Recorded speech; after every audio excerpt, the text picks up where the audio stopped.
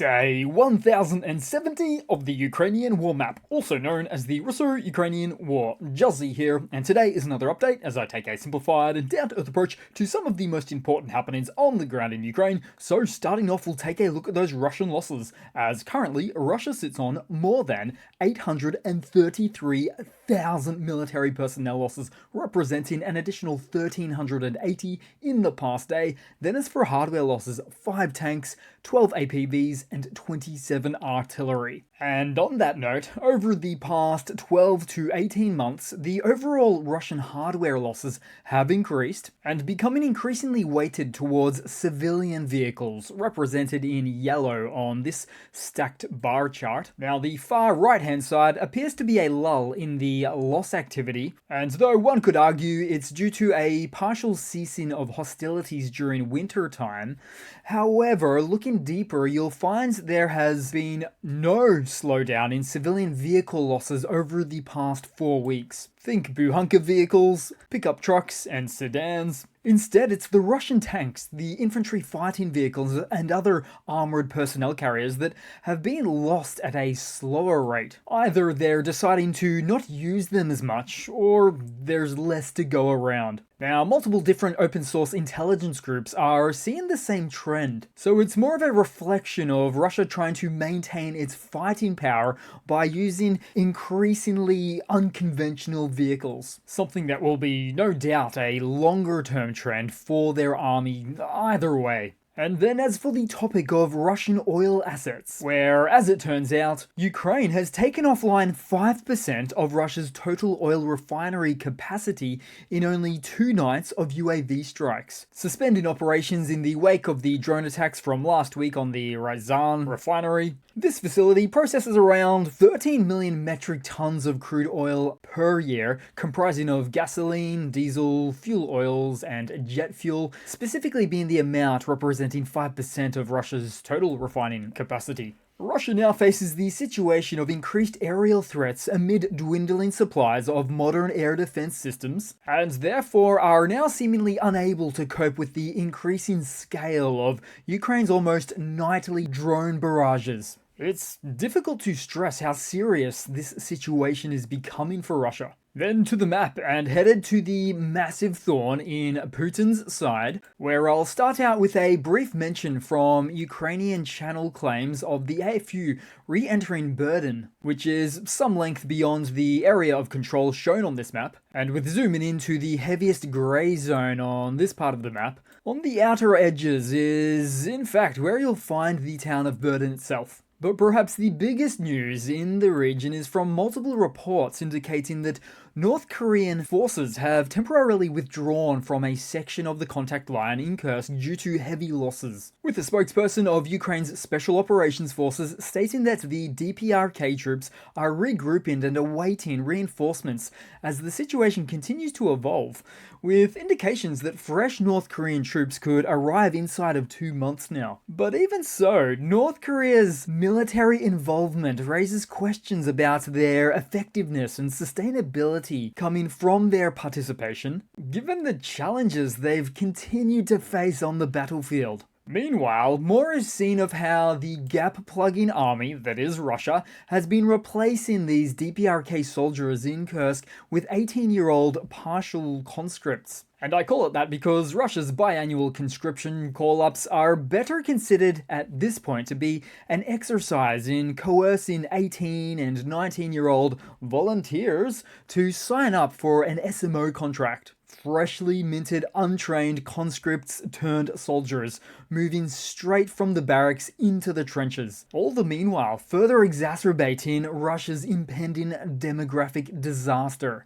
Then briefly taking a further look deeper into Russia today, no newly damaged oil refineries to speak of. However, a district of Moscow had lost access to electricity with no official information yet about the circumstances, though really it's just something of a common occurrence at this stage. And then in a similar but unrelated story, a Russian citizen at an undisclosed location vented her frustration about going without electricity for 10 days, also stating, quote, "I wouldn't wish that on my worst enemies." That's interesting.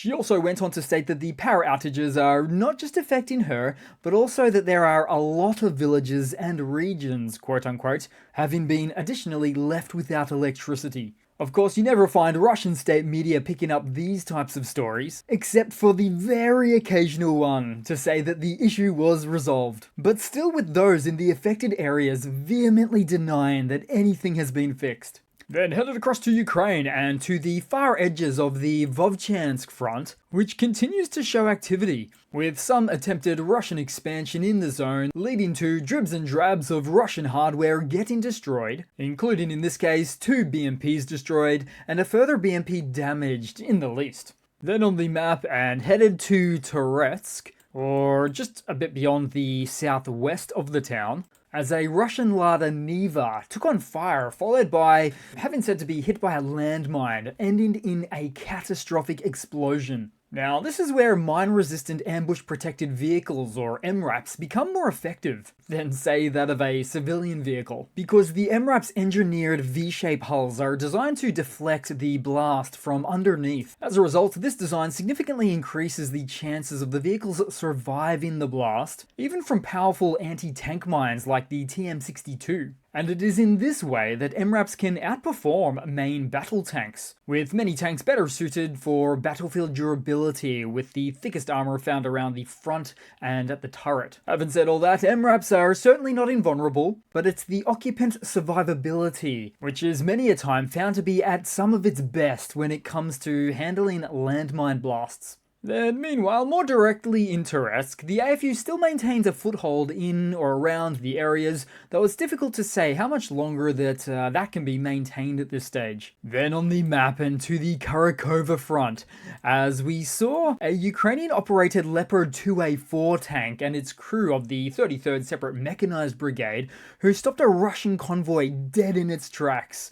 Somewhat quite literally, with over half a dozen Russian vehicles unable to get a shot off at the Ukrainian tank and scrambling to make sense of what exactly was happening. So the Ukrainian tank here, outnumbered and seemingly outmatched, but it wasn't the case at all. Precision accuracy from a well-trained crew, just impressive. Then taking a further look around the map, as here we see a Russian soldier who films cluster munitions exploding in close proximity, wreaking havoc on his position. Also on the map, another example of a Ukrainian FPV drone intercepting another Russian kamikaze drone, the Lancet. And it's quite impressive given that there was a time not too long ago where this means of neutralization really didn't even exist. Then also on the map, and just about 24 hours ago now, released footage from the 15th Separate Artillery Reconnaissance Brigade, where with the help of HIMARS, was seen taking out a Russian 96 L6E radar used in the S-300 or S-400 air defense systems, with this event happening in Donetsk. This important and expensive radar, known as the cheese board, and single-handedly costs around $200 million US, controls the airspace at all flight altitudes within a 300-kilometer range, tracking up to 100 targets simultaneously, meaning it's incredibly difficult to use the actual launchers, if at all, where these components are subdued. Which reminds me, most recently, even Russian propagandists have said that Russia can't afford to lose any more air defense systems. But that would mean they would have to quit the SMO. Now, as for this loss, look at all that tungsten ball damage. Oh my. Then headed across to some news for today, and very exciting this first one, a Russian hardware news update. So we all know the Chinese Desert Cross 1000-3 ATVs, sometimes in use with the Russian forces. Well, step aside that golf buggy, because now we see the Desert Cross 1000-6 in use by the Russian Sudoplatov FPV team. This game changer includes extended back tray and aftermarket drone cage, but given the small wheels and low ground clearance of the longer dimensions, it's unlikely we'll see these getting used on the front line like their smaller brother variant has been in the past. But if they do, it would indeed be interesting to watch. 90% chance of a bog down. Then headed across to some more news, as Lithuania and Estonia have committed to exceeding 5% of their GDP on defense, becoming the first NATO countries to make this pledge. This decision highlights a shift in regional security dynamics, and the increased spending aims to significantly boost their military capabilities amid rising tensions with their neighbor in Russia. This commitment not only strengthens the Baltic states' defenses, but also sets a precedent within NATO, likely encouraging other member states to reassess their defense budgets. The times, they are a-changin'. Currently, the largest spending NATO member, as a percentage of GDP, is Poland, at just over 4%, followed by Estonia, Greece, Latvia, Lithuania, and the United States. Then headed across to a quick Russian economy news segment, as Russia's agricultural sector is facing a severe labor crisis with a shortage of 200,000 workers. This shortage, directly linked to the war, threatens crop yields and could lead to food shortages. Many workers left for the front lines, lured by the promise of quick cash, while others were diverted to military factories. And as for the migrant workers, well, funny story, many either got poached for one of the two above mentioned options, and others don't even come at all now to Russia, for fear of being sent to the SMO. They've heard the stories. And it's also a case of different Russian industrial sectors competing with one another for manpower. So as Putin continues to funnel resources into his foreign campaigns, the unintended consequences is a looming agricultural collapse.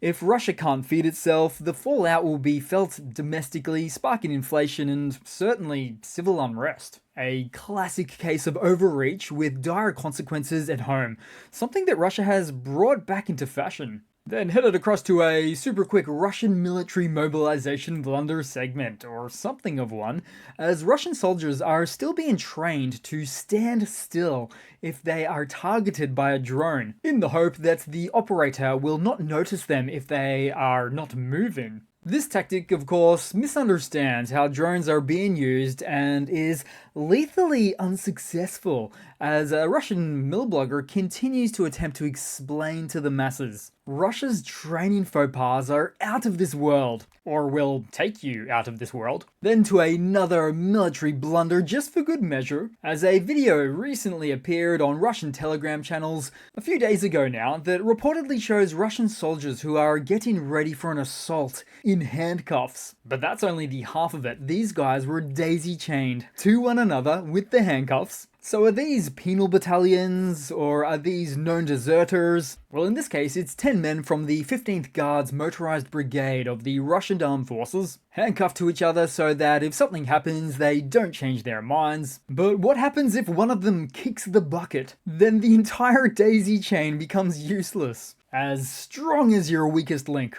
so to speak, or actually literally. Then headed to a little Russian state media TV segment to round it all off with today, guys, with Russia's top propagandist Syolovov bringing to the forefront of the conversation the topic of another hit on one of their refineries. He queries the problem, why they're unprotected, and instead of nuclear threats, he seems to take on a whole new meaning for the expression that the pen is mightier than the sword, suggesting to write a request to the legislature branch, asking who is responsible for the protection of these Russian assets. He's unhappy with the protection of such objects, seeming to suggest that more assistance should be given to help the owners of such refineries or depots for protection. But, mind you, that's part of what got them to where they're at in the first place. Then they continue to carry on in this segment as they look around for somebody to blame in the country for these failures of defense. But how about starting with that little guy at the top, the one that started the war? No, that definitely won't happen.